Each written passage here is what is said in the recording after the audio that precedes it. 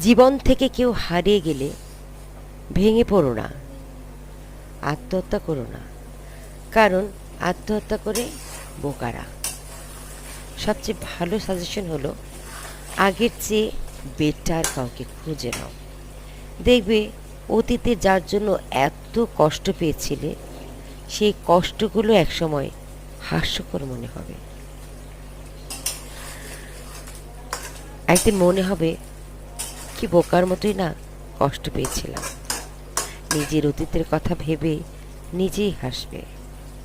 যেদিন তুমি অনেক সুখী থাকবে, অনেক ভালো থাকবে অন্য কারো সাথে।